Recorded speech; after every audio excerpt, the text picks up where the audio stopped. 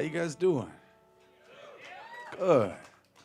My name's BJ Barham. I'm in a band called American Aquarium out of Raleigh, North Carolina. Thank y'all for coming out on a Tuesday night and hanging out with me.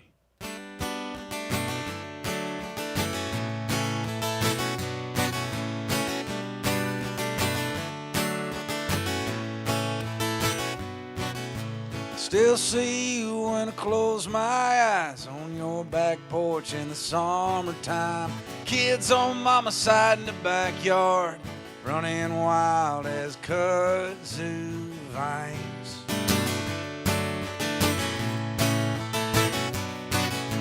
If y'all get burnt, break off some mallow. If y'all get stung, rub in some tobacco. If y'all get hot or thirsty, you know where the hose is. Fireflies, June bugs, cicadas, menthol lights, and heirloom tomatoes. Grab anything you want from the garden. Better stay out of my roses.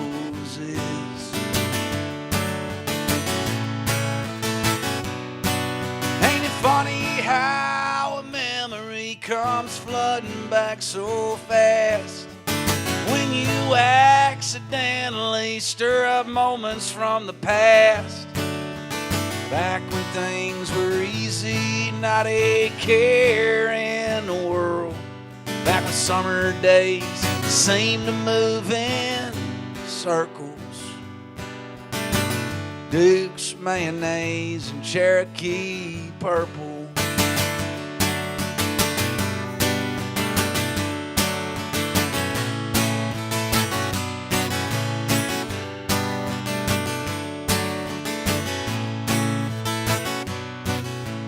I got out when I got older, but I never could shake the chip off my shoulder as big as a Buick.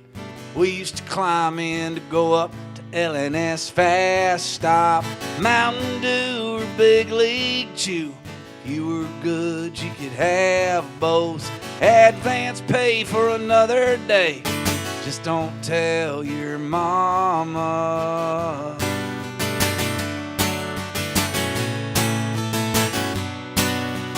Funny how a memory comes flooding back so fast when you accidentally stir up moments from the past. Back when things were easy, not a care in the world. Back when summer days seemed to move in circles. Duke's mayonnaise and Cherokee purple.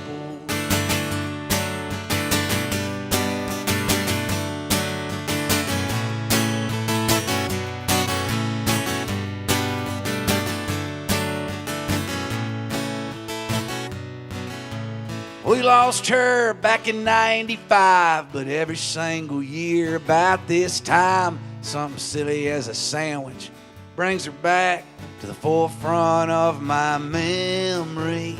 I can still hear the way she laughs, the way that sweet tea tasted. Grab a chair, boy, from over there. These beans ain't gonna snap themselves.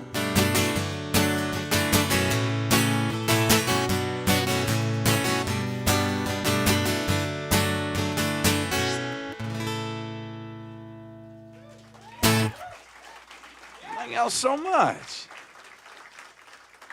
That is a song that immediately transports me back to a time and a place. That is a song about my grandmother's house in the summer growing up. Both my parents worked full-time jobs. So my grandma watched us in the summer. And by watch, I mean that in the loosest sense of the word. That woman didn't watch us at all. The only thing she watched was her stories from 12:30 to 2 every day. And if your name wasn't Victor Newman, she didn't give a shit what you did. You have never felt freedom quite like you felt at your grandma's house in the summertime, because she didn't care what you did. As long as you wasn't bleeding or needing medical assistance, she didn't care what you did. And it was a beautiful time. It was the 80s. It was Child Protective Services would be called on my grandmother a lot these days, but they didn't give a shit back then, as long as you wasn't bleeding. And every day at lunchtime, we would come in and ask her what we were eating, and she said, go out and pick a couple tomatoes out of the garden. And we'd go out there and we'd grab a couple tomatoes, and sure as shit, she would make the same sandwich every day. It was a tomato sandwich. Very simple. I don't know if you guys are aware of this culinary delicacy this far west in the South, but it's simple. It's 2 pieces of enriched white bread, shelf-stable white bread. Some people call it Wonder or Bunny or Marita, whatever it is on the bottom shelf. It's about $1.39 a loaf. You take 2 slices of that shelf-stable bread, and you put Duke's mayonnaise on both sides of it. Because if it ain't Duke's, it ain't a fucking sandwich. It's just salad dressing at that point. And then you go out to the garden, you pick the biggest tomato you can, the ripest tomato you can, and you bring it in when it's still hot from sitting out there in the sun, and you thick slice cut that thing, and you put it on the bread, sprinkle it with salt and pepper, put the top piece of bread on it, cut it in half, and you've got about 47 seconds to eat that thing before it just falls apart on you. And it is one of my favorite tastes that I've ever encountered in this lifetime. Nowadays, people try to fuck it up. They use sourdough bread and arugula and bacon and get out of here. I want the simple stuff. And to this day, my wife grows Cherokee purples in our backyard every single year just so that I can have that culinary experience, that sense memory every year. And so about 2 or 3 times a week, me and my daughter go out to the garden. We pull tomatoes off the vine. And I teach the at least 4th generation of my name how to make a tomato sandwich. And I love playing that song for y'all. So thanks for listening. That's a song called Cherokee Purples. Me and the boys put a new record out. Yeah. 2 weeks ago, we dropped a new record called New Ways to Lose. This is our 11th studio record. And we spent most of November out in Los Angeles, California, making this record with Shooter Jennings. And this is our 3rd record with Shooter. And I'm so proud of this thing. So if you've heard it, thank you for listening. If not, you're going to get a sampling of it tonight. I've been itching. We've been done with this record since November. And I've been itching to play a lot of these songs live. But now it's out in the world, and I get to play them live. So, yeah. I'm trying to figure out which one to start you with. This is one I wrote for my wife. This is... She used to always bitch at me about not writing enough love songs. And I think she's pretty content with this one. This song called Twin Flames.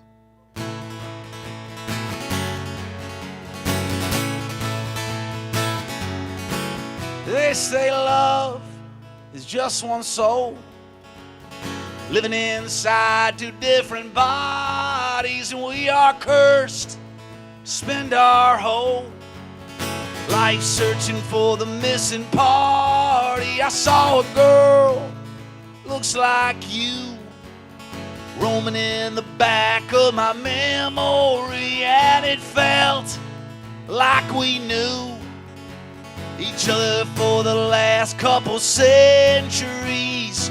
I found you this go around, I'll find you in the next one too.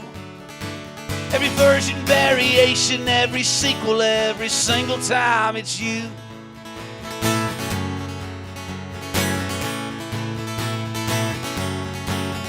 This old heart be black and blue, hoping that the journey would one day pay off. Learned your name, that's when I knew I'd finally found some comfort in the chaos. Twin flames set a glow to a future that is mutually accepted. It's a shame you can't know the strength of a heart until it's tested. I found you this go around, I'll find you in the next one too. Every version, variation, every sequel, every single time it's you.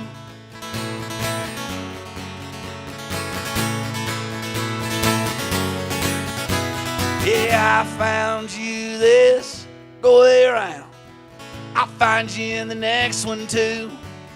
I'd find you in 1,000 different lifetimes, my dear. Every version, variation, every sequel, every single time it's you. It's always you. Always you.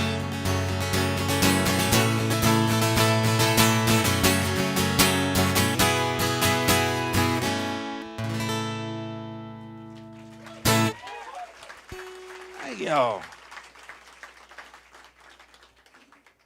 I met my wife 15 years ago at a show. She was there with her boyfriend.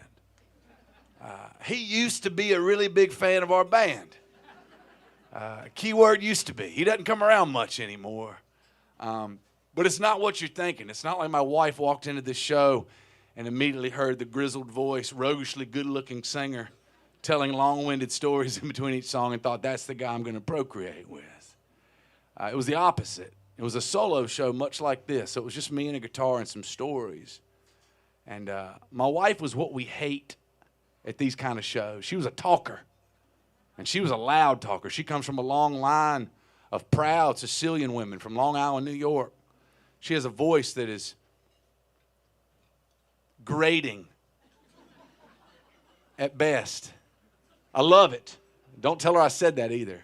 The grating part. Tell her I loved it. But she was talking really loud because she did not want to be there. Her boyfriend was very excited, and I guess he won date night picking, and she was just going to ruin it for him. And this is 15 years ago. I'm still drinking at this point. My patience is very thin. And so after about one or two songs of hearing this woman, I just stopped the show. And a lot like tonight. It's an acoustic guitar. It's lights in my face. Most of y'all look like shadows to me right now. I've got lights in my eyes. I can see people, so I know I'm playing to human beings.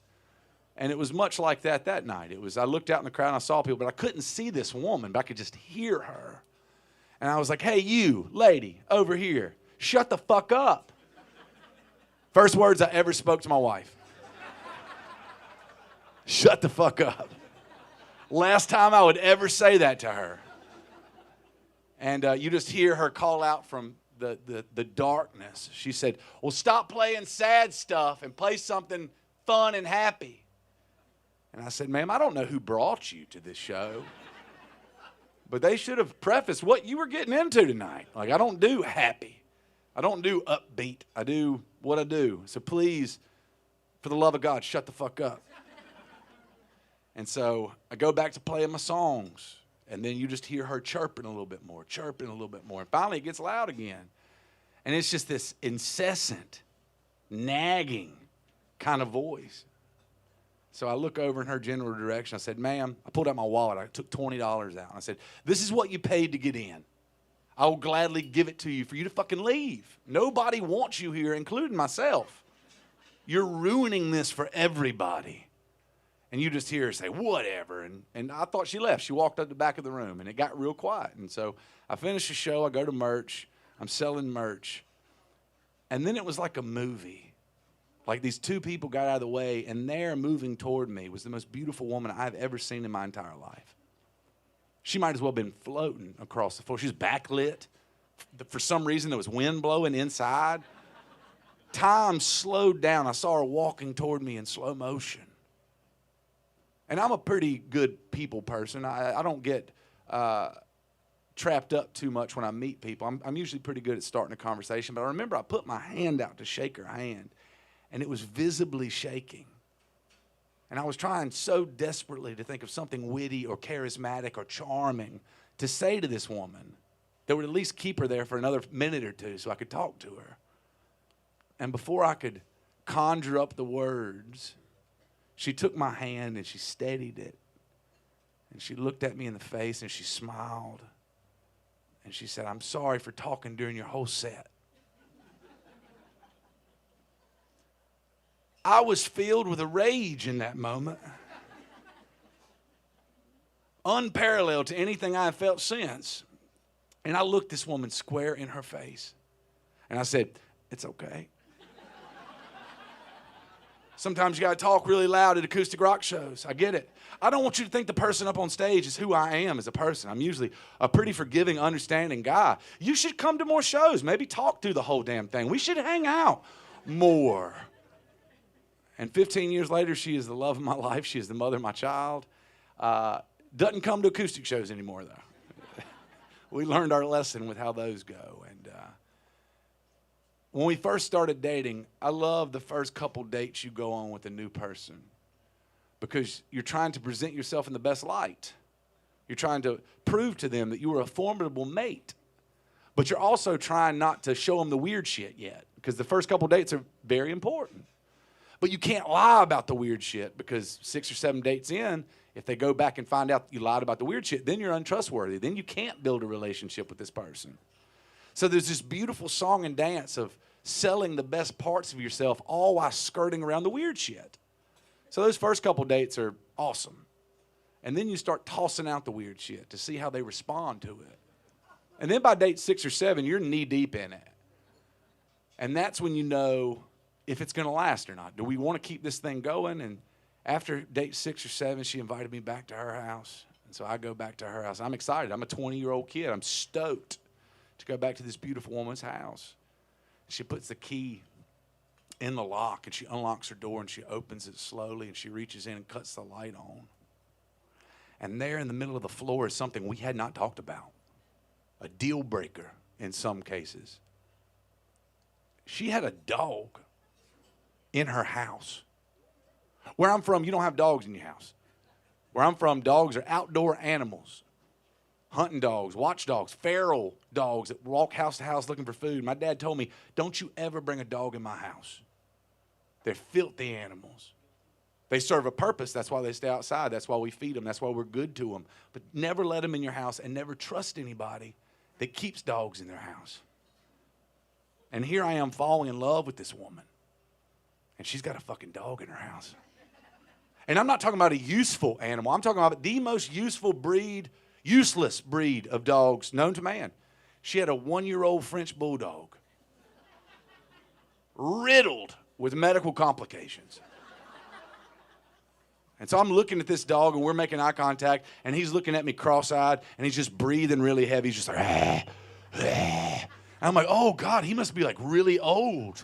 She's like, no, he's 1. I was like, 1-year-old anything should not breathe like that. I would later come to find out he had a respiratory issue. And I didn't want to be mean. I was like, oh, he's kind of cute. Because like I said, I'm falling for this woman. And we moved to the bedroom, and that dog jumps up into the bed and lays down in the middle of it. And I look at her, I was like, are you going to get this dog off your bed? She's like, no, he sleeps there. Strike 2, lady. I don't think this is going to last. And then I blinked. And 14 years went by. And that dog was my best friend. That dog did everything with me. He toured with me. That dog has been to 48 states. He has pissed on every welcome to sign in the lower continental United States of America. He used to sit at the merch table. He's been to the Mucky Duck before. He stayed in that back room. He sat at the merch table. Don't tell the health inspector. That was 10 years ago. No residual effects of a dog being here. But he would sit at the merch table, and we had an ink pad. And if you bought a poster from us, he would put his paw on the ink pad, and he'd sign the poster. Like I told you, he was useless when I met him. But in my family business, I will put you to work, and he became one of my top earners. You know, that prescription dog food ain't going to pay for itself. You know, rabbit and veal my ass. But at $30 a poster, he earned his keep. And last year we had to say goodbye to Bueller. Yeah, his name's Bueller. What a stupid fucking name, right? I remember when we started dating, I was like, why did you name him Bueller? She said, wait till we go to the dog park. So we went to the dog park and nothing happened. And then we're getting ready to leave. And I'm like, Bueller! And then every asshole at the dog park was just like, Bueller, Bueller. And I was like, God damn it, she's hot and funny. This woman's going to wreck me. And we said goodbye to Bueller last year. And we were in our living room. We were holding him. It was the night before we took him in to put him down. And he was just sitting there. And he was just this feeble version of the dog that I met. And we were holding him in a blanket. And I remember just talking to him and telling him how much I loved him and how thankful I was for the time that we had together. And that he wasn't useless. And that I was going to miss him And then he took a really deep breath, and he left us. And I thought that was going to be it. I thought, we lost a dog. That sucks. I've lost parents. I've lost grandparents. I've lost best friends. I didn't think this would be of consequence, but it wrecked me. And it didn't wreck me immediately. My favorite part of coming home from tour was putting my keys in the lock, because my wife and my daughter couldn't hear the keys, but the dog could. And so as soon as I turned that key, you could just hear his little paws trying to get traction on the hardwood floor. And then you could, by the time the door opened, you were hearing a full sprint. And he was an idiot. He'd miss me and just ran into the door every time. But it's the thought that mattered. You know, he was happy to see me. He was stoked that I was home. And so the first couple tours I got back, and my wife and my daughter were in the living room, and it was they were being loud, and I just walked in and kind of fit back into the domesticated life. But the first tour I got home, and my wife and my daughter were out running an errand, and I put those keys in, and I opened the door. For the first time in 15 years, I walked into a silent house. And I sat on the couch, and I wrote this song for Bueller. And it's on the new record. And it's a song called Favorite Hello.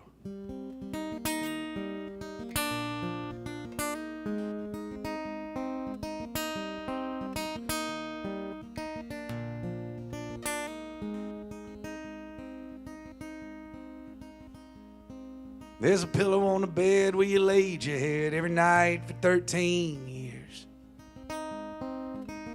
Young and wild and only child, one half of a package deal. I packed you up, I moved you out, I brought you both back home.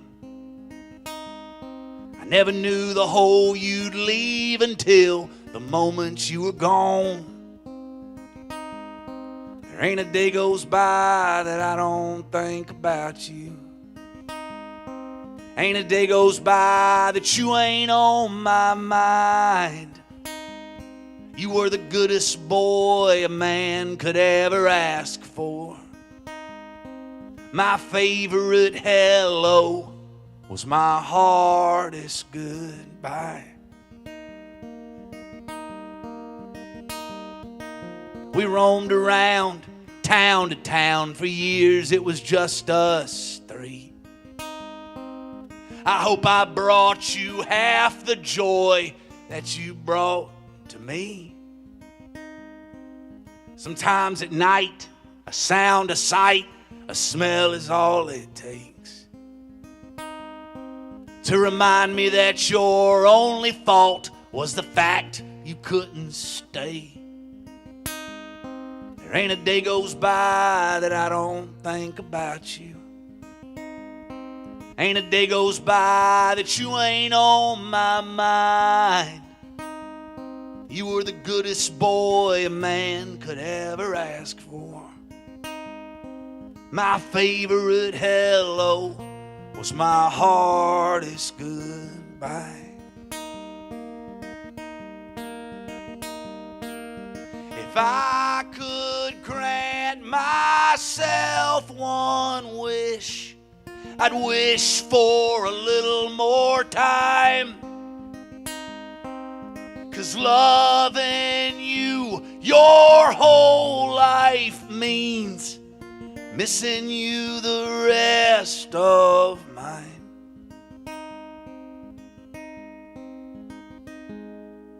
There ain't a day goes by I don't think about you. Ain't a day goes by that you ain't on my mind. You were the goodest boy a man could ever ask for. My favorite hello was my hardest goodbye. My favorite hello was my hardest goodbye.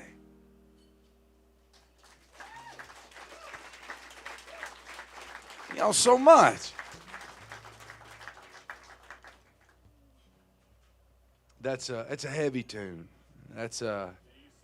Yeah. Y'all were nice. Most people, there's always one person who's just like, fuck you. So you guys, it's seated crowd, so you guys were kinder about it. But yeah, that's a tough one. That's one of those I played it for. Everybody I've played it for is not excited. It's a heavy song, and I think it's a song that serves a purpose. I think moving forward, we're going to get into a lot of crazy shit tonight. We're going to get into some heavy topics. And I want to remind you that I don't set out to write depressing music. I don't set out to write sad songs.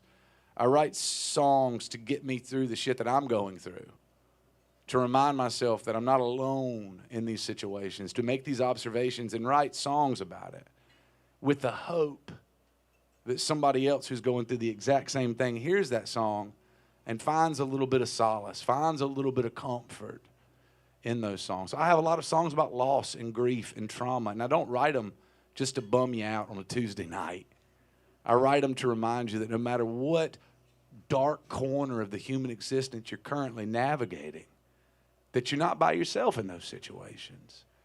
That's the power of songwriting. That's my favorite part of songwriting, is writing something about the toughest thing I've ever been through, and then somebody coming up to me a year later, 5 years later, a decade later, and saying, that thing that you went through and you put into words helped me get through the same thing when I couldn't find the words. And that's all that song is. So I will accept the fuck you now. But for sure. Those are the kind of songs where you write them and you have this brief inner dialogue. Should I put this out? Should I let anybody else hear this? And I usually say yes. You know, if eliciting emotional response from people lets you know that you're writing something that touches them. And so when I see people crying in the crowd, or when I have a gentleman yell, fuck you, from the front row, you said the sentiment was there. And I could tell what you wanted to say, because I've heard it a lot since that record has been out. And that's one of those songs that it means a lot to me, and it's so incredible to watch it start meaning a lot to other people, because they don't see Bueller, they don't see me, they see their dog or their cat or their animal or their anything that they lost and they didn't want to lose it. And that's a really powerful thing when you're a songwriter, and you can kind of harness that. And but I'll change it up now. I'll play this is a song about substance abuse. We'll get a lighter topic, you know, really lighten the mood up a little bit, you know. One of the big things, I don't know, how many folks have seen the solo show before? Okay, so how many folks have, I think that's the more important question. How many people have never seen me solo? Oh, sick, okay. You're in for it. I'm sure you were lured here under false pretenses. Your friend probably sent you a playlist with songs like The Luckier You Get and Lose This Out of 25 and I Hope You Break. None of that shit. It's just going to be a pretty heavy emotional evening. And I promise this is way cheaper than therapy, so you'll thank me later. But one of the big moments for me in my life, I've been sober now for almost 12 years. Thanks. August 31st will be 12 years for me. And I hope you get as fucked up as you feel getting on a Tuesday night. I'm not one of those judgmental sober people. I hate those assholes. I'm a jealous sober person. I look out in the crowd and I see y'all having a couple cold beers, a couple glasses of wine, maybe a few cocktails, remaining functioning members of society, not burning down everything you love and care for, you fucking show-offs. And I'm jealous of you, if we're being honest. I miss it. Like any addict, I'll tell you right now, I miss it. But I had to answer to, I realized I can't do it. That's the hard part about getting sober is admitting to yourself that you can't do something that everyone else seems to do so naturally. We drink to celebrate. We drink when we're sad. We drink when we're happy. We drink around friends to be social. And once I got into recovery, I quickly realized it wasn't just me. There's a lot of people, and it's hereditary. It's passed down genetically. Whether or not you believe that or not is beside the point. You're at least predisposed to the addiction. And but as a kid, you don't know what substance abuse is. You don't know what alcoholism is or drug addicts are. You just know two things. You got cool uncles, and you got lame uncles. You don't know what makes the cool uncles cool. until later in life. I had no idea that what made the cool uncles cool was cocaine and Jameson. I just thought they told really awesome jokes, and my mom fucking hated them. That's my ride or die. But as a kid, I could tell who the lame and cool ones are. My dad's side were normal rednecks. No substance abuse involved on that whole side of his family. They were just regular old run-of-the-mill rednecks. They worked hard jobs during the week. They drank cold beer on Saturday. They took care of their one family, and they went to church on Sunday. Lame. We had Uncle Clarence on that side. Uncle Clarence, if the name alone did not tell you what side of the fun spectrum he fell on. Uncle Clarence was a highway patrolman for the state of North Carolina for 40 years. That man didn't laugh. He didn't smile. He didn't tell jokes. He didn't season meat properly. He gave shitty Christmas gifts. He was lame. Love him, but he was fucking lame. But on my mom's side, they were the fun side. They were the ones that fist fight each other in the front yard at holidays. The cops got called every Thanksgiving and Christmas. And as a kid, I'm not celebrating domestic violence, but watching your aunt knock the shit out of your uncle with a cast iron pan is cool as fuck. This is the good kind of domestic violence. This is where, like, she fights back and wins. It's kind of domestic violence you can cheer for without getting booed, you know? It's fucking awesome. Aunt Lisa ruled. She had a fucking right hook and a big-ass frying pan. But of all the characters on that side of the family, my favorite was Uncle Benny. Uncle Benny was the coolest guy I've ever met in my entire life. 42 years roaming this earth, I have never met anyone remotely as cool as Uncle Benny. And I think the reason us kids gravitated toward Uncle Benny is because he saw us as equals. He treated us like we were adults. When you're a kid, the only thing you want is to be noticed by the adults. So many adults are telling you to go sit down. This is an adult conversation. Go to the kids' table. Y'all go outside and play while the adults do this. But Uncle Benny did not follow those tenets. Uncle Benny would come out and he'd give us cold beer. And when you're 8 years old and there's an uncle that, I'm not talking sips, I'm talking each kid got a can of cold beer. It was awesome. Holidays are great when you're 8 years old and then like buzzing. Now, we kept it a secret for about a year and a half until one of my cousins, I'm not going to say who, but Mindy told my grandmother that we were drinking out in the woods. And my grandma called Uncle Benny a bad influence and said he was not welcome in her house anymore, that he was going to ruin us kids. Do you think that stopped Uncle Benny from showing up? No, it didn't. Even drunk snow and Christmas and Thanksgiving are. Uncle Benny just showed up late every time. And every year, Thanksgiving or Christmas, one of the naive adults would say it first. One of them would say, y'all don't think Benny's going to show up this year after what he did last year, do you? And some other naive adults, like, there is no way he shows his face after what he did last year. And us kids are just like, the fuck he won't. So we'd go outside, we excuse ourselves, we'd go play in the front yard. We weren't playing, we were awaiting chaos is what we were doing. Because we knew it was on its way. To give you some geographical perspective, my grandmother lived about 1.5 miles down this dirt road. And it ran perpendicular, with the state road, the paved road. So anytime someone would turn off of that paved road onto the dirt road, you could see them for 1.5 miles kind of bumbling toward her house. And so let's say somebody was minding the speed limit like a good citizen. You could just see a turn signal, slow down, turn, car bumbling. But let's say that car was going 75 miles an hour. And it didn't stop to turn onto it. It just slid sideways and picked up more speed. That's what we're looking for. We're looking for dust clouds. We ain't looking for a car. We're looking for dust clouds. And one kid would see it before any other kid would. Like a fucking shooting star. Just like, look, and there it was. Vibrating on the horizon. And that's when we got excited. Blood starts pumping, your heart starts beating. Uncle Benny is here. And that dirt cloud would just bumble and bumble, and it would get bigger and bigger and bigger. And as that dirt cloud got bigger and bigger and bigger, the BTO got louder and louder and louder. Because we could hear him coming before you saw him. If you got real quiet, you could just hear it echoing down the dirt road. Taking care of business every day. Taking care of business.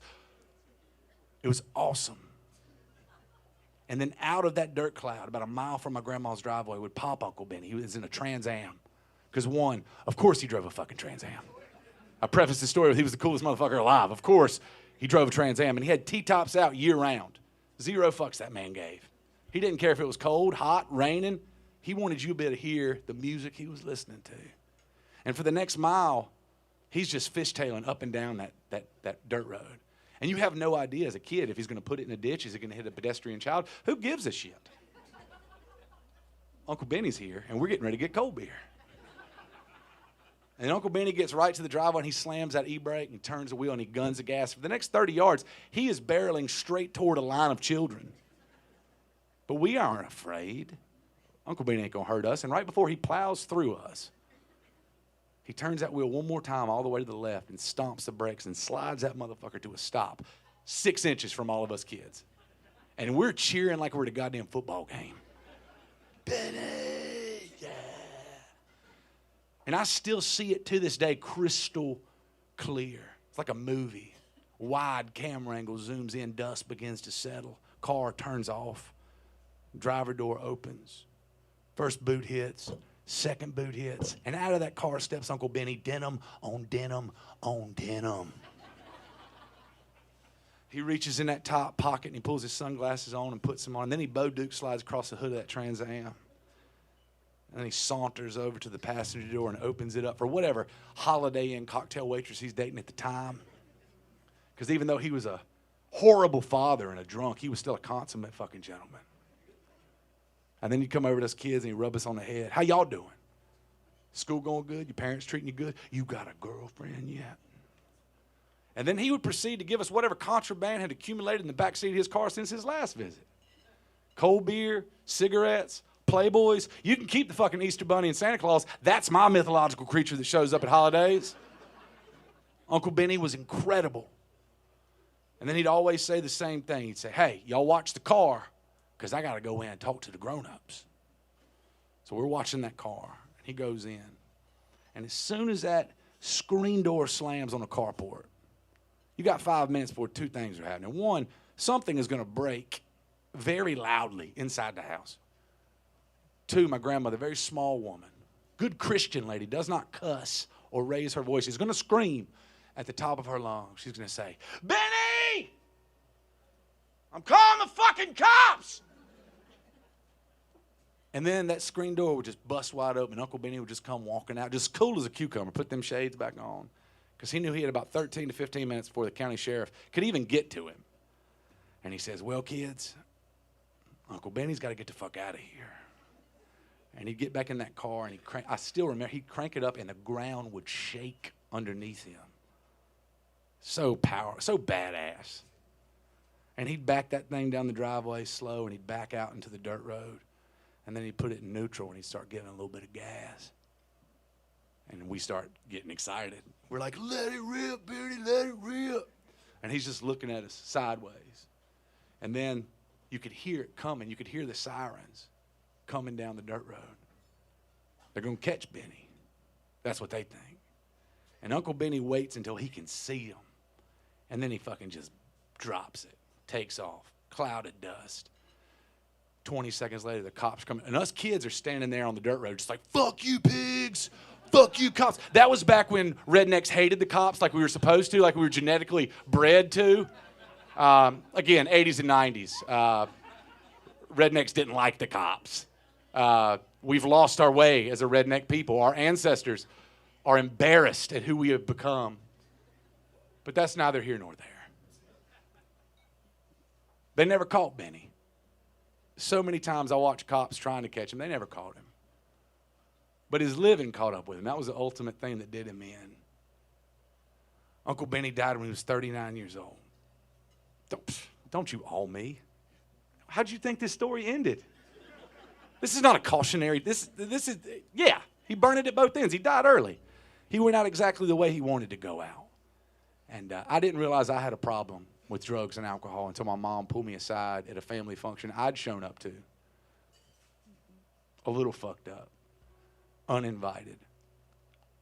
She said, I love you, and I'm so glad to see you here, but Do you know who you remind me of right now? It was not Clarence. And for the first time in my life, I saw my mom scared of something. She was scared that she was about to lose her oldest boy the same way she lost her big brother. And seeing my mother scared the shit out of me. 2 weeks later, August 31st, 2014, I got sober. I haven't drank, I haven't used since. And of all the cool shit, thanks. Of all the cool shit I've done in this life, the coolest thing I've ever done is let my mom see this version of me before she left us. My mom got to see the boy she raised. She got to see me turn into a husband, a dad, a functioning member of society. Not really, but she got to see me become all the other stuff. And every night I play this, I think about her, because if she hadn't intervened, I wouldn't be here. I would have probably found the same fate as Uncle Benny. And this song called One Day at a Time.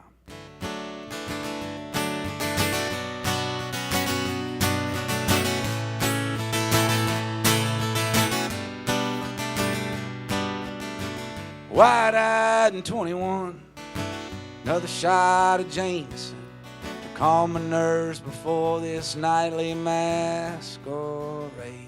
What people saw was nonchalant, a complex condition response, a chemical reaction, brown liquor and self-doubt.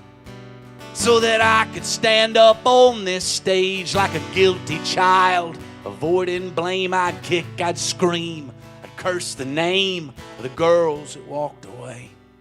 You see, the man left holding the pen controls how every story ends. The truth becomes a martyr for the sake of the song. But now I'm in a good place. I'm a walking that straight line, just a getting along, righting these wrongs one day at a time.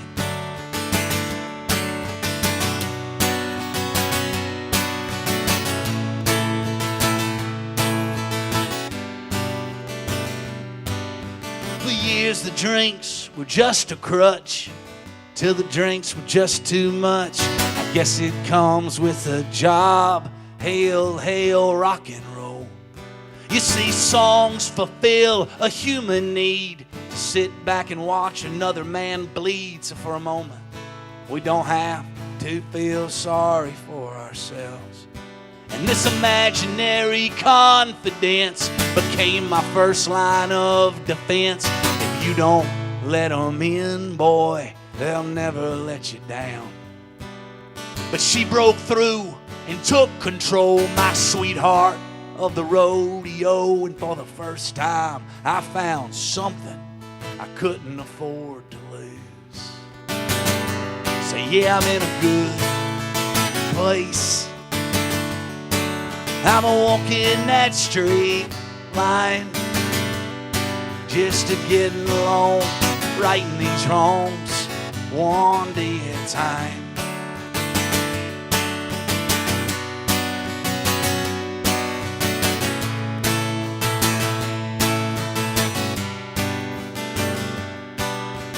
Every now and then I miss the way that highball glass would kiss my lips like a long-lost love welcoming me home. But I don't miss the highs and lows, the back and forth, the ebb and flow of letting down the people that are standing up for me. You see, I'm in a good place. I'm a walking that straight line, just a getting along, righting these wrongs one day at a time. Yes, I'm getting along, righting these wrongs one day at a time.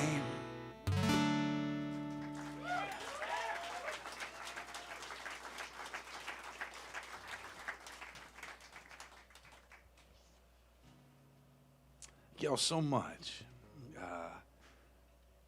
I turned 42 this year, and so statistically, I'm past the halfway point. And so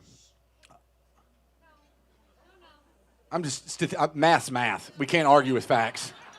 That's where we went wrong as a people. We started arguing with facts. Numbers exist. Analytical data exists for a reason. We can't argue with that. The minute we stop looking at the data is the minute we lose ourselves as a people and end up where we currently are. And I hope I live way past that. I hope both of y'all do. What's that? I just did. But if I was you, I would not try this. You don't have a microphone or a charismatic smile after you say the punching thing. And you have to go home with her, so tread lightly. I'm just going to laugh it off at the merch table and try to sell y'all a shirt. We are not the same. Fuck yes. Analytically, I am ahead of the game. I already have your money twice tonight. Yes. Or his money. I don't know whose money. His money. Okay. But yeah, I find myself looking back a lot more instead of looking forward. Looking forward is a little bit darker of a tale, but looking back is nostalgia. It's your youth. We romanticize it. And this is a song I wrote for my dad growing up. It blows my daughter's mind. My daughter's 8. It blows her mind that we didn't have the internet growing up. She's like, what did y'all do for fun? I said, we were just bored a lot. You know, when you grow up in a poor family, you find ways to spend your time. And it blows her mind that we just like made up shit to do in the backyard, like just rusted machetes and BB guns. Like, that was a lot of summers for us. And she always asked me, what's your favorite thing you did? And I said, we used to go driving. She's like, where to? I said, just driving. We would get in the car. On Sundays, if my dad didn't have grass to mow or a car to fix, he'd say, get in the car. And we'd just get in the car, and we would ride around and just listen to music and talk. And it was some of the greatest memories I have of my father. But he was a cheap son of a bitch. And in the summertime, it got real hot. And my dad didn't believe in using air conditioning. My dad said it wasted gas if you turn the AC on. And to this day, I don't know if that's true or not. There's a lot of things I've learned over the years that my dad told me that were absolute falsehoods. Like, did you know, I learned this 2 years ago. Did you know that if you're driving down the highway at night and you turn the dome light on, the cops won't pull you over and arrest both parents and send both kids to an orphanage never to be heard of again?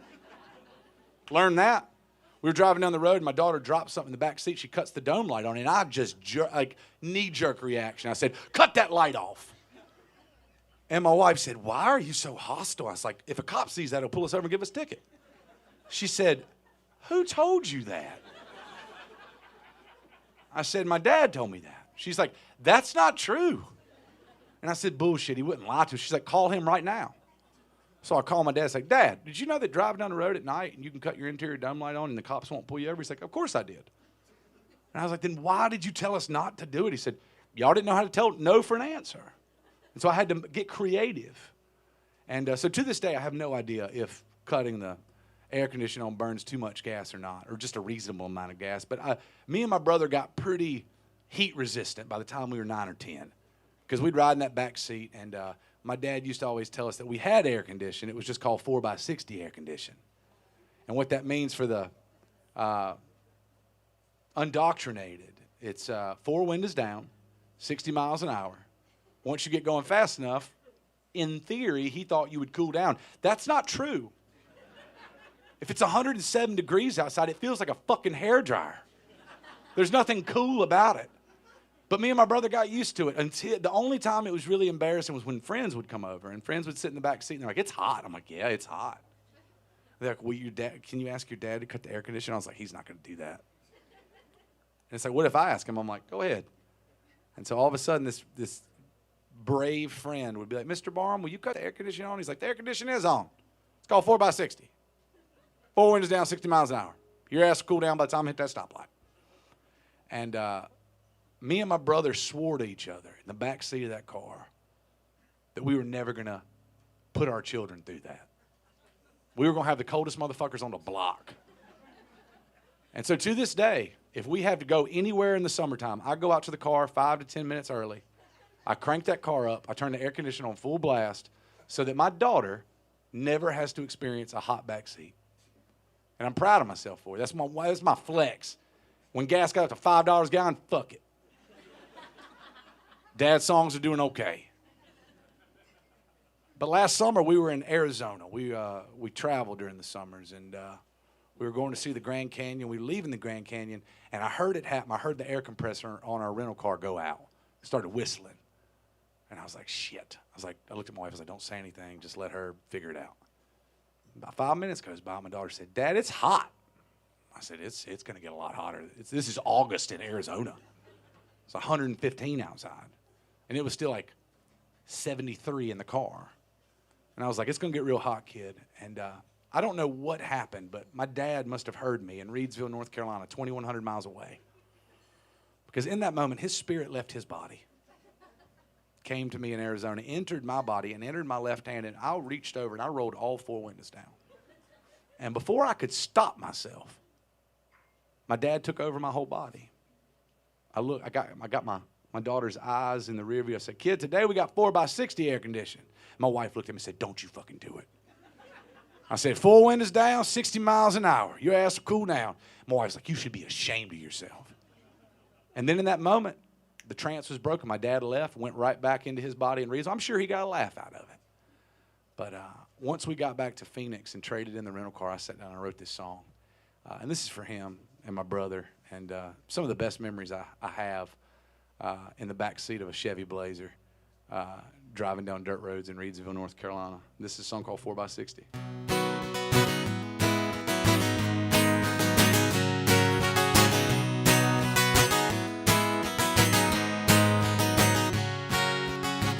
I wish we could go back to the time before. Knew everything about each other, how much you make, who you voted for. Riding up and down in back roads in an 86 S10 Blazer. Not because we had to get somewhere, just wasn't much else to do. 4 windows down, 60 miles an hour. Black vinyl seat setting fire to the back of my legs. Picking up a country song, playing on an out-of-town FM station. Riding high in the back seat, my brother and me. And that 4x60 AC.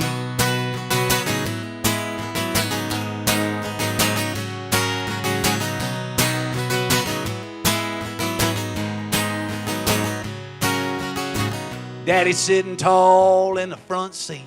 He was there, he was driving. Lift a finger at every car we meet. Early August, second priming. Mama sitting pretty on the passenger side, puffing on a Montclair cigarette. Run into town to grab a few things that we forgot last week. 4 windows down, 60 miles an hour. Black vinyl seat setting fire to the back of my leg.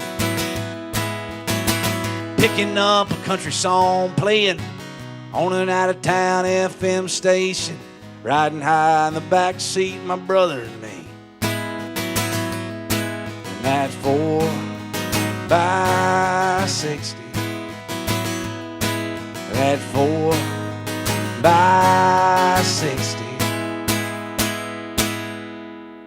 AC. Y'all so much. As you've probably quickly realized tonight, I'm not going to surprise anybody by saying this, but I want to address the elephant in the room. We are hands down the worst wedding band of all time. We are terrible at being a wedding band. We don't do covers. We only play original music. The only 2 people that ever want us at the wedding are the bride and the groom. Nobody at the wedding wants us there. You know who doesn't want us at your wedding? Your aunt. She just wants to hear Mustang Sally and shout. She doesn't want to hear the sad country band. And in the early days, we used to play a lot of weddings. We played weddings because they paid good money. Everybody's got a budget for a band when it comes to wedding planning. And so we used to play I Hope It Breaks Your Heart like 4 times in a set at a wedding because we needed the money. But eventually we got to a point where we realized we were doing more harm than good at these weddings. And so we didn't want to do them anymore. But we didn't want to tell people no because they were really wanting us to play their wedding. So we developed a pretty foolproof plan to never, ever play a wedding again. It was called the fuck you price. And it wasn't a mean fuck you. It was a price so exorbitant that you had to tell me no. And I didn't have to tell you no. And so they would call and say, hey, we want American Aquarium to play the wedding. And my agent would quote them the fuck you price and said, never mind, we're good. And then we didn't have to do it. And it was awesome. And we went 10 years without playing a single wedding. It ruled so hard. And then one day my agent called and said, hey, I got an offer for a wedding. I said, ha, did you give him the fuck you price? He said, yeah, that's what I want to talk to you about. They want to know where to send the deposit. I had not thought this through.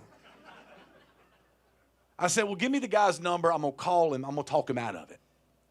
So I called this guy and I said, sir, you don't know me that well, but my name's BJ. I'm the singer in the band. You were about to make the worst fiscal decision you've ever made in your entire life. Nobody wants us at this wedding, so I highly advise you to rethink it. And he said, BJ, I'm not the groom. I'm the father of the groom. And you are my son's favorite band. And he has no idea I'm reaching out, but I want you to come play his wedding. It's my gift to him to have his favorite band play the first dance at the wedding. I want it to be a total surprise. I don't care what it cost. And in that moment, I realized I could have charged that motherfucker twice what I charged. But once you quote a job, you can't change that quote. And I was moved by his fatherly decision to do this. So I said, you know what? We'll come to Indianapolis, Indiana. We're going to play that wedding. So we went to Indianapolis, and as soon as we got on site, we quickly realized we were the cheapest thing on the menu. We were an afterthought when it came to the budget of this wedding. It was the most ridiculous thing I've ever seen in my life. It was 3 separate wedding venues. Not 3 separate buildings on a wedding. I'm talking about 3 separate entire wedding venues. The wedding, they had 500 guests. And so one of the wedding venues was just where the ceremony happened. It was this beautiful farm, outdoors. It was beautiful. And then they party bussed 500 people to the next location, which was dinner. 6-course chef's tasting menu. It was incredible food. And then they party bussed those 500 people. 2.5-hour dinner, by the way. They come to us, which is the 3rd stop. And what they had done is constructed a snow globe in the downtown Indianapolis, like skyline, over an intersection. It was like cable wires. It held 500 people. It had 4 dance floors. It had a stage, 6 bars. It was incredible. And the best part was it had fake snow going the whole time. So if you're driving underneath the intersection below us, it looked like a real snow globe, like people in it interacting. It was insane. And so we're there, and I'm just looking at the dad. I'm like, we don't belong here. And he said, listen, as soon as they walk in, I want your back to the party. I don't want them to know you're here yet. But as soon as they announce the couple for the first time, I want you to turn around, and I want you to play your song till the final curtain falls. We only have like 4 love songs. So I was like, great pick, because we don't have a lot of them. And so sure as shit, they walk in, and then the announcement comes. It's like, and now for their first dance for the first time, Mr. and Mrs., they come out, and then we kick in till the final curtain falls. And it only took about 3 or 4 notes. And the son looked up and realized that his favorite band in the entire world was at his wedding playing his favorite song for the first dance with his new bride. You could see the dad and the son make eye contact. It was moving. And of course, me and the boys, we're fucking professionals. We're crushing this song.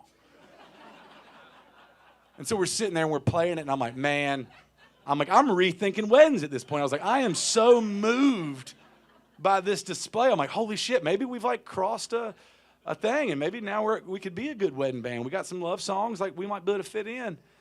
And my eyes left the groom and his father, and I looked at the bride. She was not happy. And you don't have to go to a lot of weddings to realize there's only a few people that should be happy at a wedding. One of them is the bride. And you could tell she's just sitting there stewing. She's turning red. But she's trying to hold it back because there's like 42 fucking videographers catching every move. So she holds it in, and she's going through the first dance. And I look at the boys, I'm like, we're fucking crushing this. It ain't us. And then we get done, we hit the last note, 0 applause. Because everybody's looking at the bride. They see what we see. They see something is amiss. And it was silent for about 30 seconds. And finally, the bride couldn't hold it in anymore. The bride had to let it go. She just screamed. She said, "That was not Tyler Childers." No, it was not. He doesn't do happy songs either. It was in that moment I realized that nobody told the bride they were changing her first dance song from Tyler Childers' Lady May to a band that she had never heard of. Turns out the father loved that song.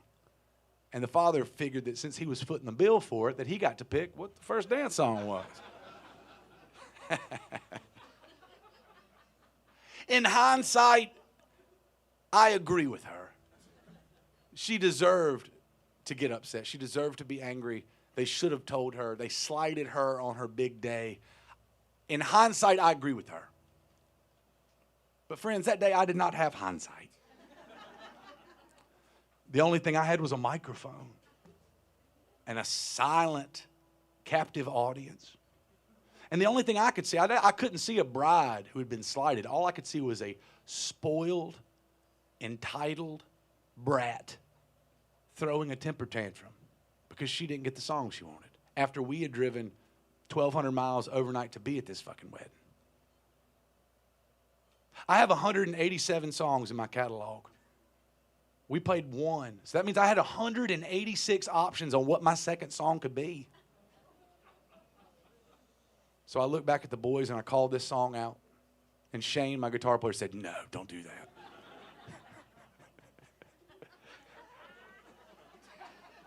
I said a 1 and a 2. And this is the very next song I played at that wedding.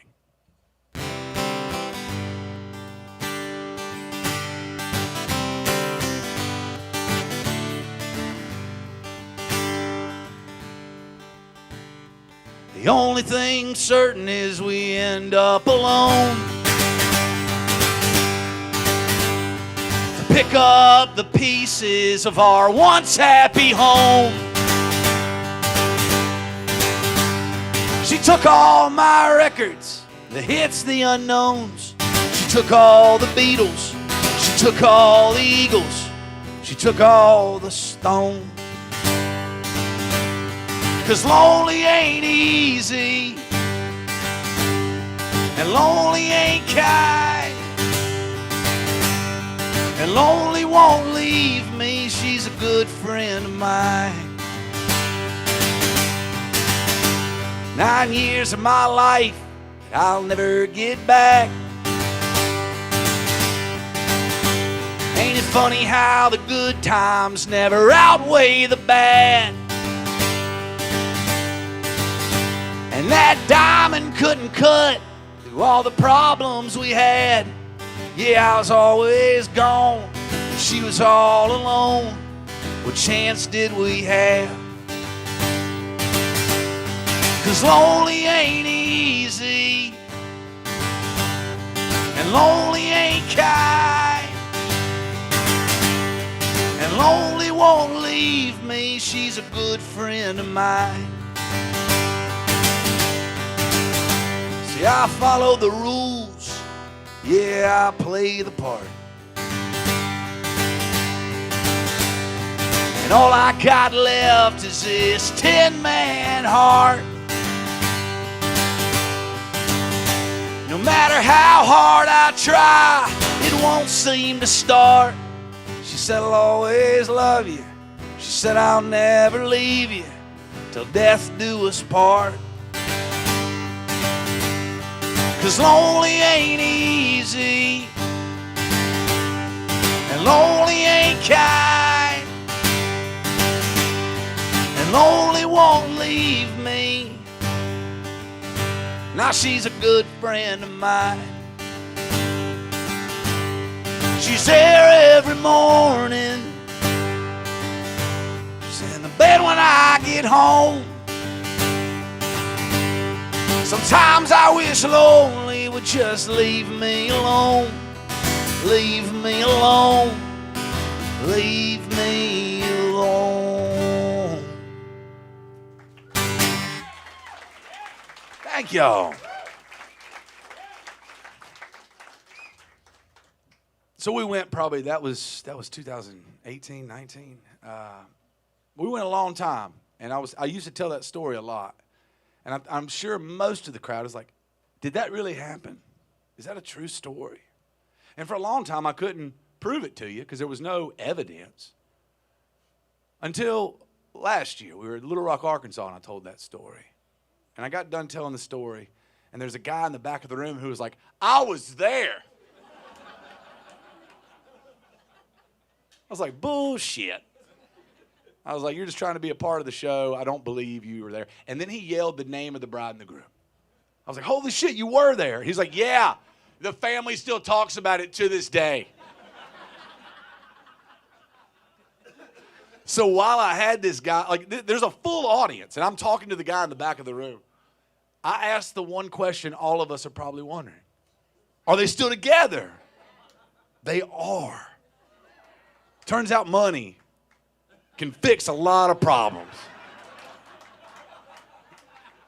Turns out money can make you forget your father-in-law completely fucking your wedding day up. I'm proud of them. I don't know if they're happily married or not, but they are still legally married. And I wish them nothing but the best. But,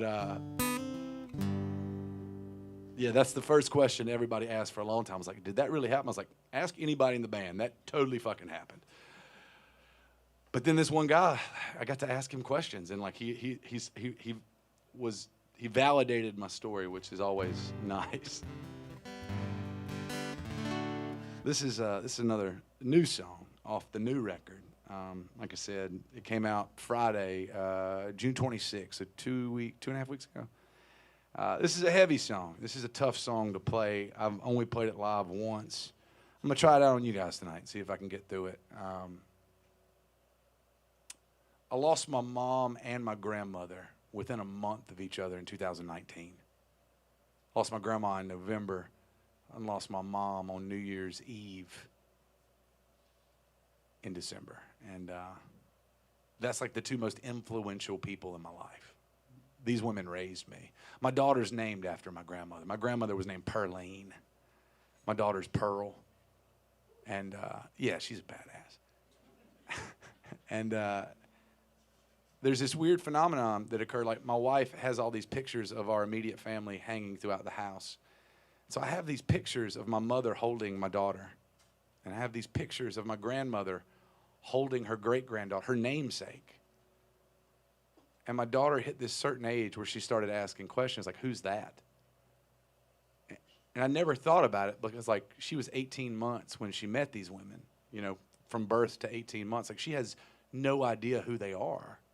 But I have physical documentation of her being with them and meeting them.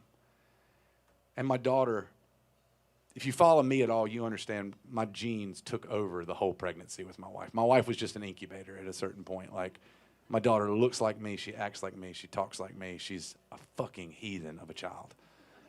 In the best way. She is gonna take on the fucking world, and I'm so excited about it.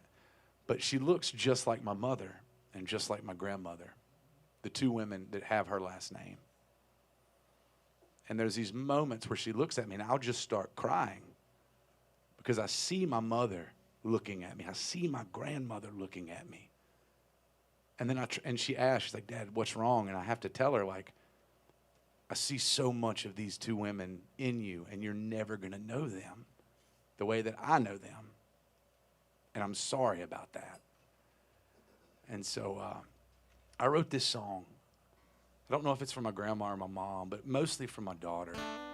And I wish both of those women could see this kid, because they would absolutely, our family is nothing but males. And all they ever wanted was like a little girl.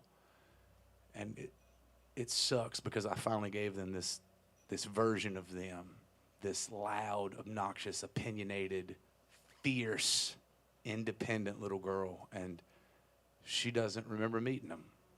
And this is a song called Just Like You.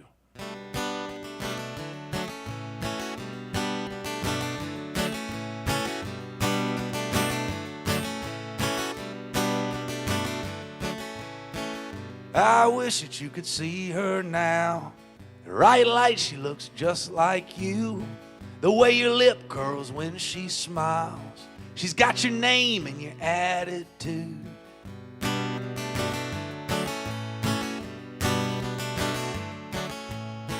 She asks about you all the time. At the age where she asks a lot, I show her pictures of you holding her. Who's that? I just smile and nod.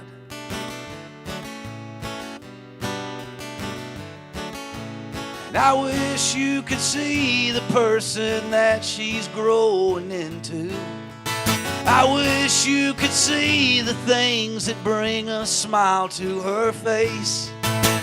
I wish she could sit around and ask you all these questions. I wish she could get to know more than just your name.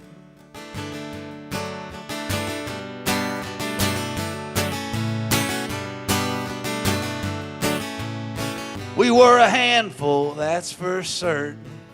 Always getting on your last nerve. She's a spitfire, an outright heathen.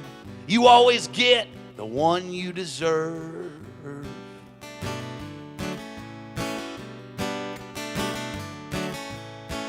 Sometimes it's downright scary. They broke the mold when they made you two. That Miller comes out when she's angry. Force of nature just like you.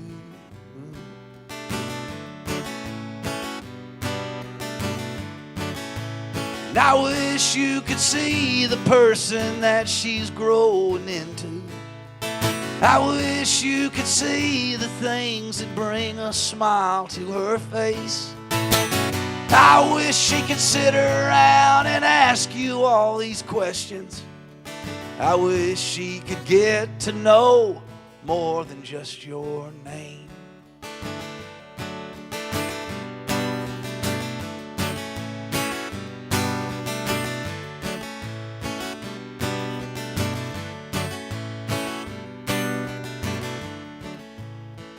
She asked if we could stop to visit.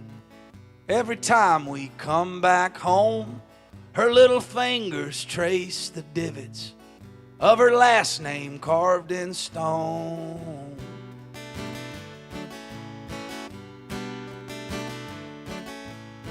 When I see her, I see the women that taught me everything they knew. I wish that you could see her now. The right light, she looks just like you.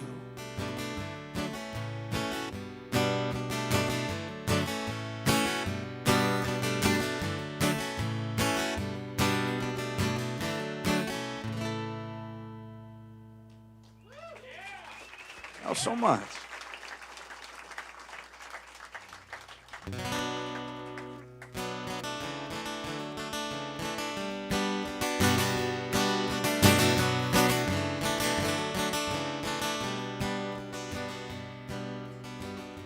I got a picture of you holding a picture of her taped to the dash of my car. I see it every time I check my speed or run up to the grocery store. The two of you were the only thing in life worth fighting for. But since you've been gone, I ain't been much for fighting anymore. 'Cause these days, things don't come easy. It's all I can do most just to keep it between the lines. If If I'd have done a better job of listening, maybe you would still be mine. I ain't had a drop to drink since the day that you left me. 6 years come September, I've been cursed with this clarity. I just stare in the mirror, yelling at a stranger looking back at me. And the ghost of the man I could have been still haunts all my dreams. 'Cause these days, things don't come easy. It's all I can do most just to keep it between the lines. If I'd have done a better job of listening, maybe you would still be mine.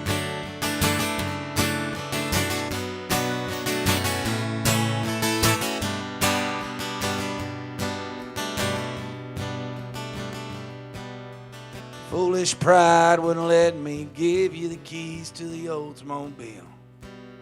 No way in hell I should have let myself ever get behind that wheel.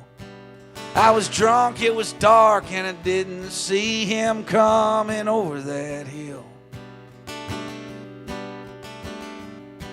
I regretted it then, I regret it now, and I guess I always will. 'Cause these days, things don't come easy. It's all I can do most just to keep it between the lines. If I'd have done a better job of listening, the two of you would still be mine.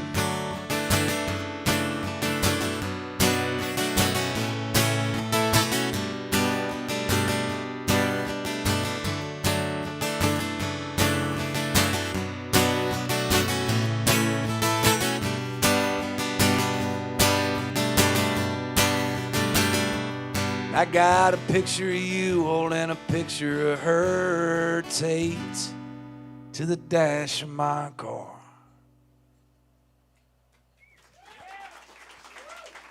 Thank y'all so much.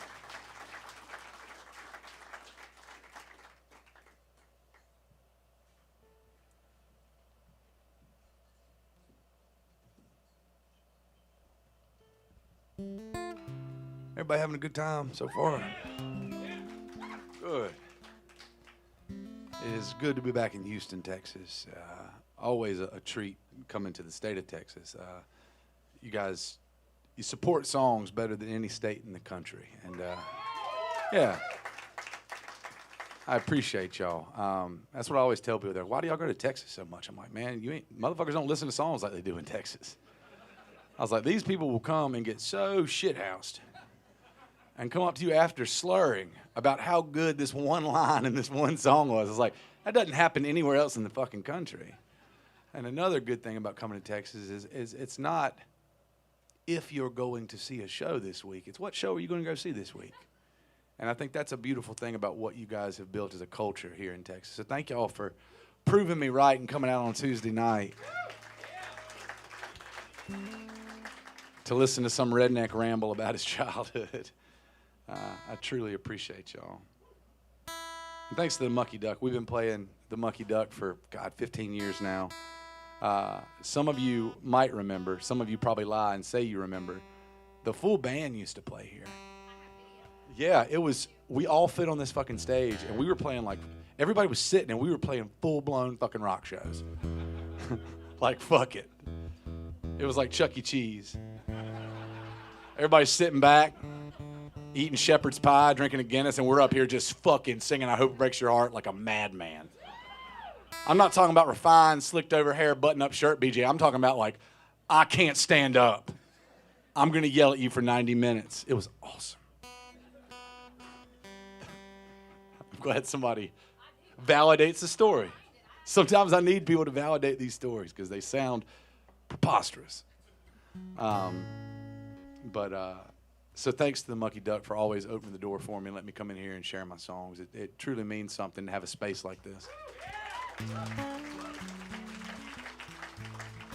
But it is always, somebody asked me earlier, like, how do you feel about people eating?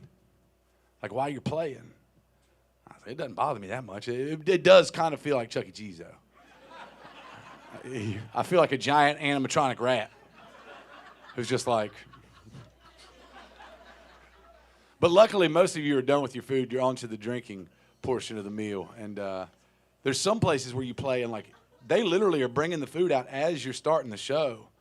And it's such a wild fucking scene because, like, I look down to see, like, oh, God, this is a really emotive song. I wonder if I'm affecting anybody. And you just see somebody. It's fucking awesome. But anytime I play rooms like this, I have to tell the story of Chuck E. Cheese. Do y'all know the story of Chuck E. Cheese? Fuck yeah. Charles Entertainment Cheese. That's his full name, Charles Entertainment Cheese. It's a fucked up backstory that Charles, like as a kid, I remember being like, oh, we're going to go eat pizza and play in a child's casino and try to win games. And it's going to be awesome.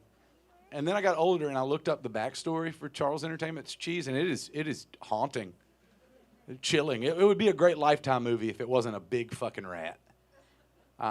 Charles Entertainment Cheese was born on the mean streets of New York City. And he lost both of his parents very early in his life. He was an orphan. And he was left to wander the streets of New York City to fend for himself. And Charles Entertainment Cheese didn't have any skills. He was a fucking rat. All he knew how to do was find trash and eat it. And so he was going around the boroughs eating trash. And finally, he came to a pizza restaurant.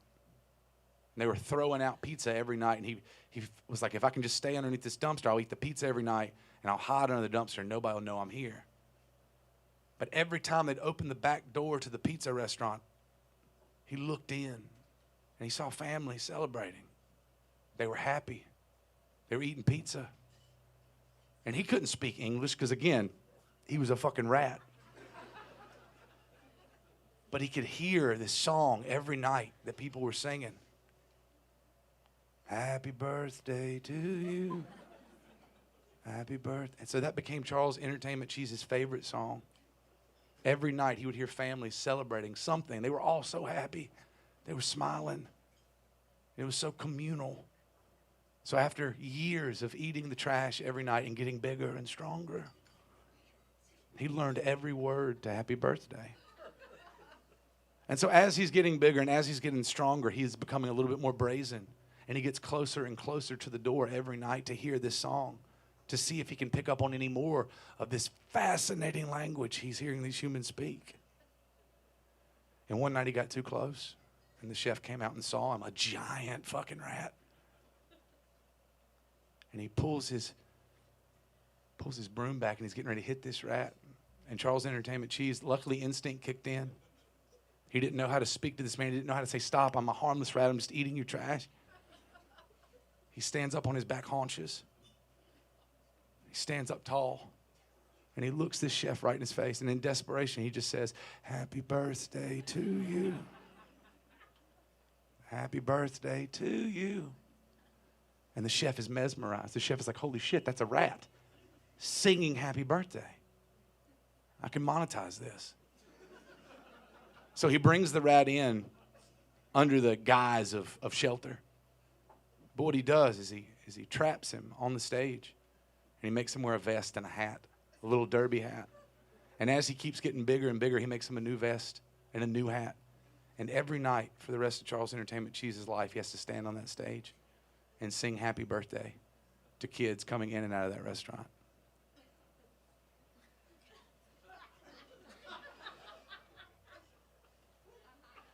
Up until 3 years ago, that was on the fucking Chuck E. Cheese website.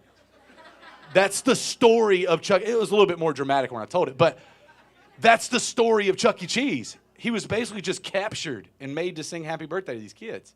What a fucked up place. Anyway, if you leave here tonight knowing nothing about me, at least you know the story of Charles Entertainment Cheese.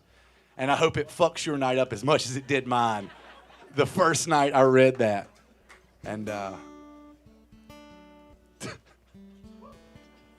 I wish you guys could see what I see, because like there's some people who are looking at me like I'm a crazy person. And there were some people halfway through that story that was like hanging on every fucking word. Storytelling is so fun, man. It's so much fun. But anyway, this song has nothing to do with a giant rat singing happy birthday. This is about the collapse of small town America. I feel like Charles Entertainment Cheese might like this song. Now I'm only going to be able to visualize him singing it.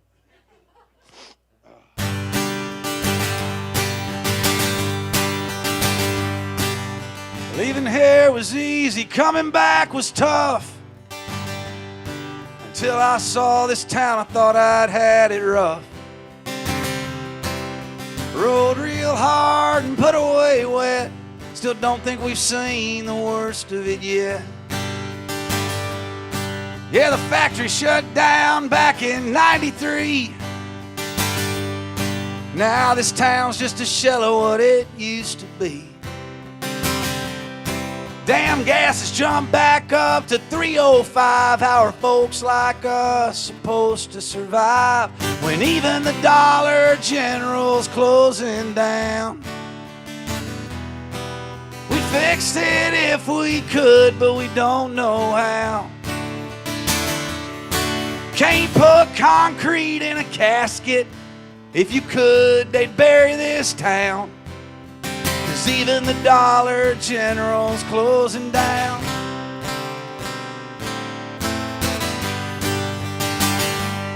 See, that used to be the movies. Now it's just a sign. For sale with a number between the marquee lights. Another vape shop going next to the IGA. Another modern day Main Street USA. 'Cause even the Dollar General's closing down. We fix it if we could, but we don't know how. Can't put concrete in a casket. If you could, they'd bury this town. 'Cause even the Dollar General's closing down.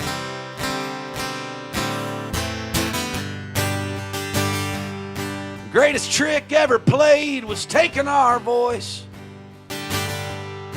and giving us two sides in the illusion of choice. It ain't left versus right, it's bottom versus top. Till we figure it out, this ain't gonna stop. Till we figure it out, this ain't gonna stop. Till we figure it out, this ain't gonna stop. 'Cause even the Dollar General's closing down. We'd fix it if we could, but we don't know how.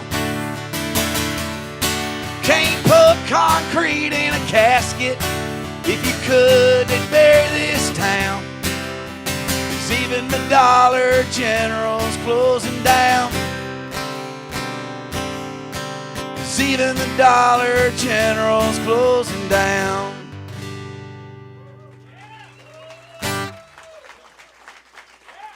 Thank you so much.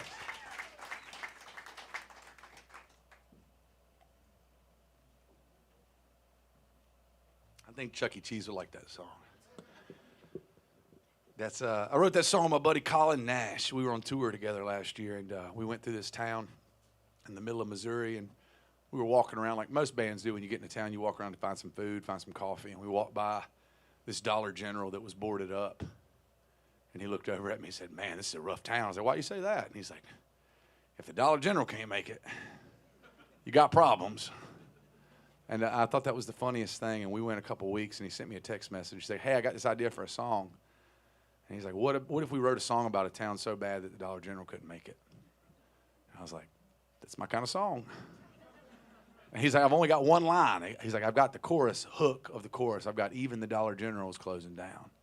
And then he did the walk down part with his mouth. And he's like, you think you could write a couple verses for that? And about 15 minutes later, I sent him the whole fucking song.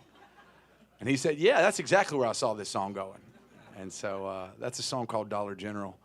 We haven't been sued yet, so I feel pretty good about it. But yeah, I wrote that with my buddy Colin Nash, and he's such a great writer out of the state of Missouri. And yeah, that's the lead track off of our new record. It's a song called Dollar General. This next song is another new song, and it's the boys kind of have a funny thing they say is, you know, perseverance is a big part of who I am as a person. I've been doing this now for 20 years. I run on spite. I run on people telling me I can't do something. It burns deep inside of me. Some people, like I said, some people have hopes and dreams and they let that dictate how they make their actions during the day. I run off proving other people wrong. I know that's not healthy. I understand that, but it is effective. I can do all things through spite who strengthens me. And I've spent 20 years proving it. And the boys have a running joke. It's like, if you want to watch BJ do something, tell him he can't do it, and he'll do it. And so I thought that was a great idea for a song. And so I put into words something that I've kind of been living for the last 20 years. But the original title came from an NC State football announcer. I went to North Carolina State, home of the Wolfpack. I'm not too popular in Houston. Still hadn't let that one go. Sorry. But we had we're god awful if it makes you feel any better. Since we won that national championship, we've sucked a lot. But we have this sucking, yeah. It's awesome. The good thing is we've been to the same amount of Final Fours in the last 3 years, though. So, cheers. And we were like a 9 seed and still made it there. It must be pretty easy to get there. We both beat Duke, so we can find joy in that, right?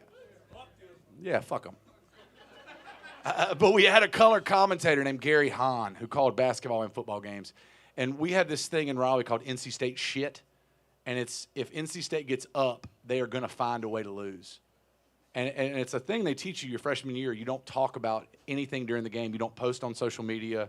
It doesn't matter if you're up by 30 with 2 minutes left. You don't post anything until zeros. And then you can talk your shit.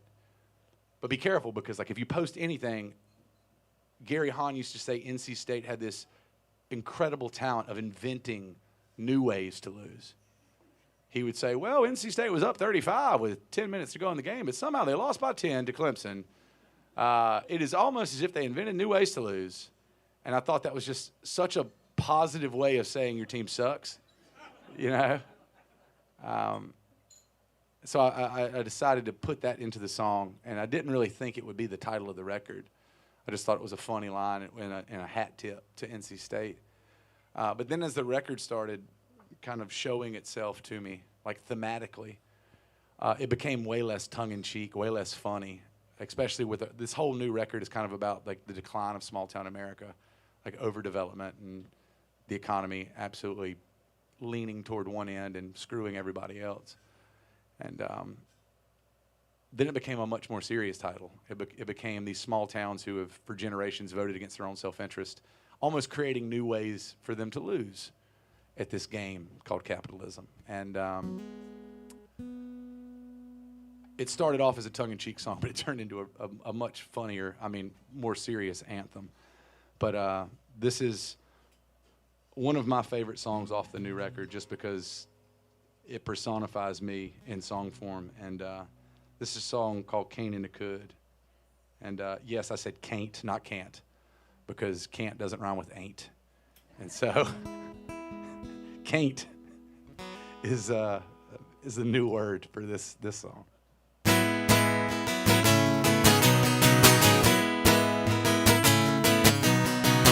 You'll never hear me making an excuse, just over here inventing new ways to lose, snatching defeat from the jaws of victory.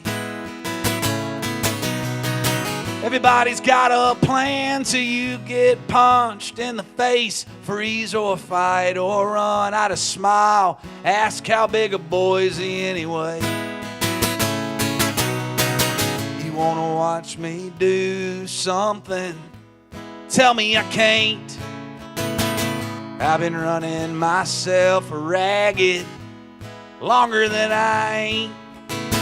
I don't know how much gas I got left in the tank, but I'm still pretty good at turning a can't into could.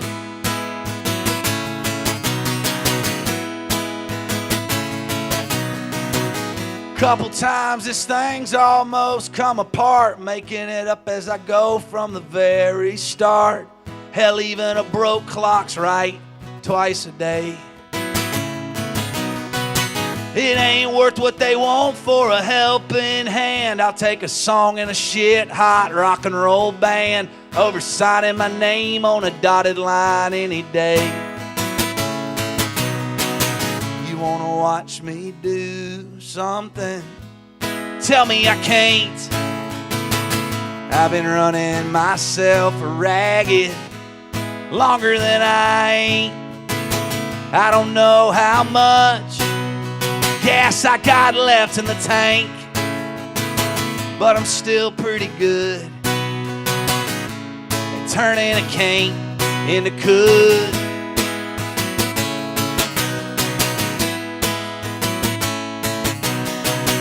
You wanna watch me do something? Tell me I can't. I've been running myself ragged longer than I ain't. I don't know how much gas I got left in the tank, but I'm still pretty good, doing better than I should. I wish a motherfucker would watch me turn this can't into could.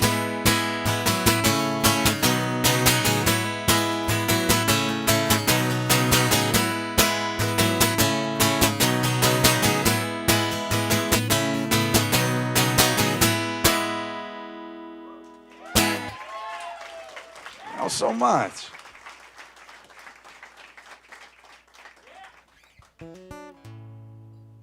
We were talking about my mom earlier. My mom was a driving force in who I am as a person.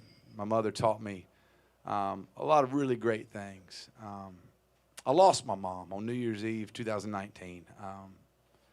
That is usually a day that we reserve for celebration, for clean starts and new beginnings, and it'll never be a celebratory thing for me. It'll be a day I lost her, and every good quality I have came from my mom. She gave me all the bad shit too, but we're gonna focus on the good stuff. You know, my mom was loud. My mom was opinionated. My mother was fiercely independent. She taught me the value of language. She taught me how important words are, especially when you sound like this, when you have an accent like this. She said, the minute you open your mouth, people are going to judge you. People are going to think they know who you are and what you believe in. And she said, your job as a Southern man is to prove them wrong. Be well-spoken. Be articulate. Let them leave any conversation you have with them knowing that you've read a book or two in your life. She taught me how to pick people up with words, how to raise them up with words. She also taught me how to take their fucking legs out with your words. Follow me on Twitter. I'm thankful for the lessons that woman taught me. I'm thankful for who she got to watch me become. But my mother also suffered from the same disease that I have. My mom was an addict. My mom was an opioid addict. Not my whole life, just at the very end. My mom was the youngest of 6 kids. She watched every one of them die before their 45th birthday of substance abuse-related deaths. My mom knew better. My mom knew it was in our blood. She called it the family problem, is what she used to refer to it as. So she didn't drink, she didn't do drugs, she didn't do anything. She just taught us, stay away from it. And she was a hard worker. And at work, she hurt her back one day. And she had to have surgery on it. And that surgery did not fix it, so she had to have another surgery on it. And that surgery didn't fix it. And over the course of 3 years, she had 5 back surgeries. And none of them fixed the problem. But every one of those surgeries took a piece of her that we never got back. Every one of those surgeries took her purpose and her personality and her pride. So that after 3 years of just constantly being in the hospital, constantly being told that this was going to work this time, she fell into a really dark place because she couldn't take care of her family the way she wanted to. And she fell into a bad spot. And then the doctors gave her this little pill, this magical drug called Oxycontin. I've never seen a drug work that fast, that effective. Within a couple weeks of her starting taking this drug, she was up, moving around, walking around, talking about going back to work, cutting jokes. We thought it fixed her. So we ignored it when half a pill turned into one, and one turned into two, and two turned into three, and three turned into four. It was just medicine. Doctor gave it to her like it was a prescription drug, like it wasn't going to hurt her.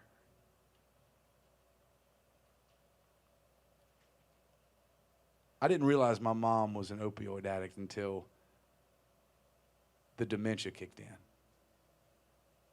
And once my mom started forgetting who I was, she started forgetting who she had to hide it from. And then it became very obvious these drugs had their teeth in her. And they were not going to give me my mother back. So we had to watch. It only took a couple months. It was a very quick thing. You can't tell somebody you love to stop doing something that's killing them when they have no fucking idea who you are. So we stopped trying. And my dad called me on New Year's Eve and told me she was gone. I wasn't sad. I wasn't angry. I wasn't lonely. I was happy. Joy was the feeling that I felt.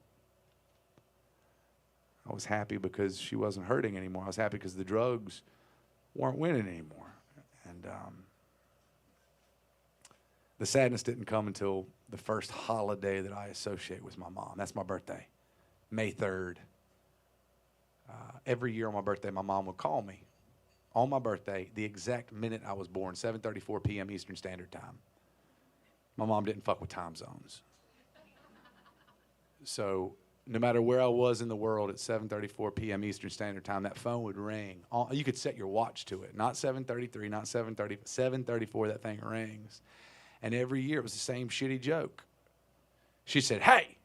And I said, "Hey, Mama." And she said, "I just want to call and remind you that at this exact moment, 30-some years ago, you ruined me and your father's life." She said, "BJ, we used to be happy and beautiful people. We had dreams and goals and aspirations, and then we had you." And she'd try not to laugh, but eventually, 15 seconds, 20 seconds, she'd start laughing. And again, I have traveled this world for 42 fucking years, and I have yet to find a noise, a sound that brings me as much joy as my mom laughing. Like the good stuff. I'm talking about the real laugh, not the shit you do in front of your friends. I'm talking about the kind of laugh that like starts in your belly. It starts swelling to the point where it has nowhere else to go, and it starts creeping up, and you try to hold it down, but it keeps coming up, and then it hits your mouth, and once it gets your mouth, it just fills fucking rooms with joy. That kind of laugh. I miss that. And I was guaranteed that laugh at least once a year. Even when she was in her darkest moment, I was guaranteed her to call me, tell me that joke, and remind me that no matter what shell of her was on the outside, that she was still kicking on the inside. So when May 3rd rolled around after she passed away, 7:33, 7:34, 7:35, 7:36. That's when it became real for me. That's when I realized my mom wasn't here. She wasn't going to call. She was gone. And it crushed me. And I wrote this song for me and my brother and my dad. That first year of losing somebody you care about is so hard because you have to relearn how to celebrate the holidays without the people that taught you how to celebrate the holidays in the first place, which is the toughest thing to do. And this is for her. And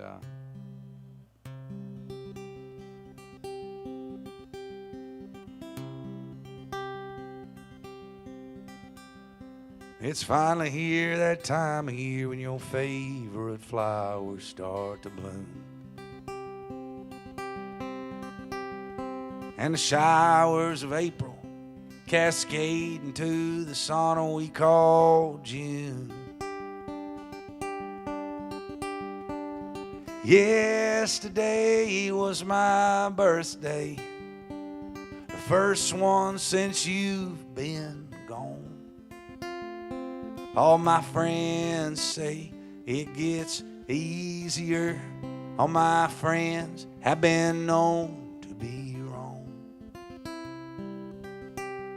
'Cause you left in such a hurry, I had so much left to say. Yeah, I'm just passing by, thought I'd stop and say hi and that I miss you. Happy Mother's Day. Yeah, the two of you said I do. July 4 of 76. And it was all sunshine and rainbows till you threw a couple babies in the mix.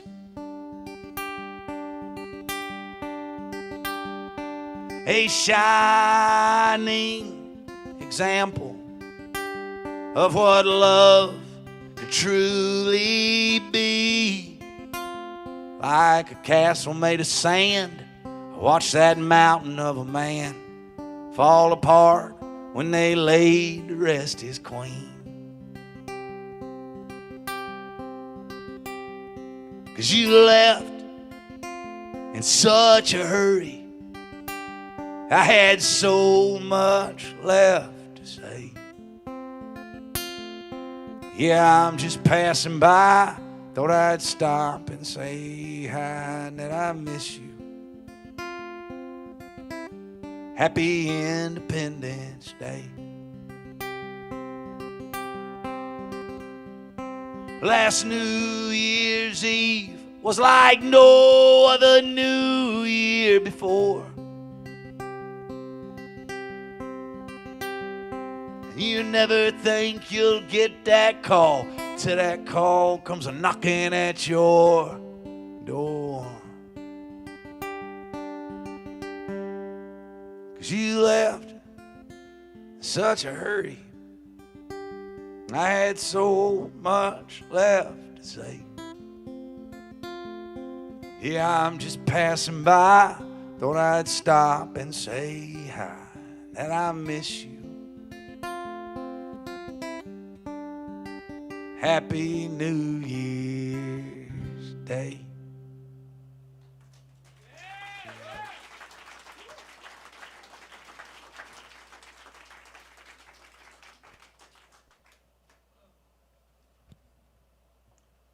I got time for one more song, guys. Thank y'all so much for hanging out tonight. Tuesday nights are not traditionally known as the most rock and roll night of the week, so I do appreciate y'all coming, and I'm very glad that we got to start this at 7 p.m. I could get used to this whole 7 o'clock show, which lets me know that I'm getting old. When I first started touring, one of the first gigs we got to open up was Steve Earle took us out on the road, and Steve told me, he's like, you'll know you've made it when you can start playing your show as the headliner when the sun's still up.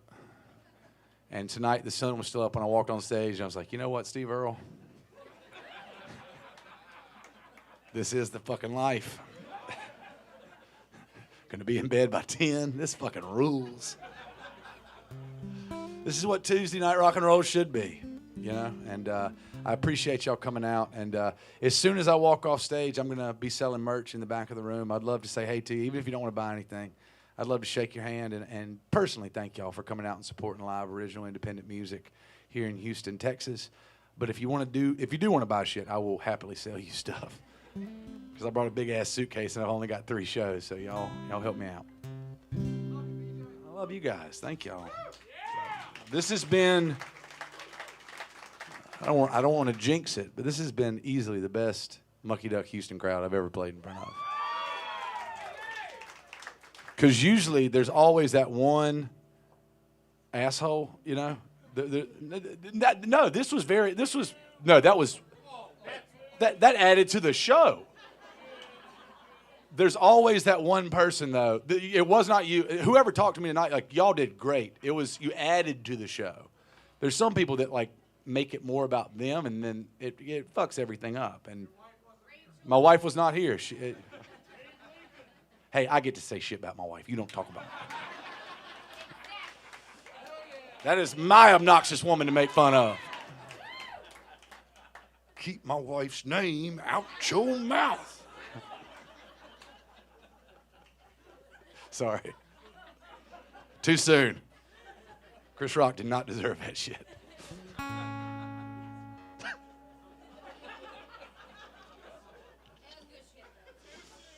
It's too soon. It's way too fucking soon. Way too fucking soon. Too soon. I'm gonna stop talking before anybody fucks it up and takes back. I have to take back everything I just said about you guys. But I'm gonna leave you with this one. One of my favorite parts of being a songwriter. I've been doing this now professionally for 21 years, and one of my favorite parts of being a songwriter is writing a song about something that seems so bad at the time, and then you live long enough for the song to change meanings. And so I wrote an entire record back in 2012 called Burn, Flicker, Die. And that whole record is about not making it in the music business. It's a handbook of, the goal was if anybody ever asked in the annals of rock and roll history, whatever happened to that band American Aquarium, they could listen to that record and be like, oh, that's what happened to them. They imploded on themselves. And when you listen to the record from that point of view, it's a very dark record about, like, trying to find your voice and realizing that you may never find a voice in this business and that you will be a failure and you will never get out of the van and you'll never play in front of more than 10 or 15 people at a time. And it's fun to watch that song grow over the last 15 years and turn into something that's not desperate. Now when we play that song, it's almost this like victorious anthem. And there's a lot of songs off that record that feel that way. Every time we play them, I don't feel pity. I don't feel bad for myself. I don't feel like we haven't earned anything. The opposite. I take a lot of pride in those songs because it's like, holy shit, we hit rock bottom and we're still here. The resilience aspect of it is incredible. And I'm going to leave you with this song because this is one of my favorite songs from that record. And it's a song for a long time. When we played it, it felt so desperate. And it felt so like an open wound that I just couldn't heal. And now when I play it, it's much more of a fun song to play. And I think I need to leave you guys with a fun song to play. I trauma dumped on y'all a while tonight. And while I appreciate y'all listening to it, I'm going to leave you on a little bit more of an upbeat note. Once again, my name's BJ Barham.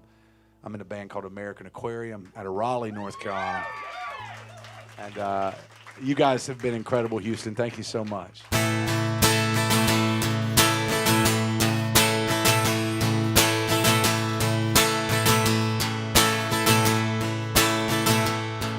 Got a cracked windshield and Mardi Gras beads, some trucker hats and old hotel keys. Got a dash full of trash and other band CDs. Got a cracked windshield and Mardi Gras beads. It's all breaking points, broken guitar strings. Bet big and we lost everything. Damn near wasted all my 20s chasing down a dream. Now we're all breaking points, broken guitar strings. Ain't ever gonna make it like I thought we would. So why can't we just pack it up? Say we did the best we could. I used to be a decent man, then life just took its toll. Now I'm just a casualty of rock and roll.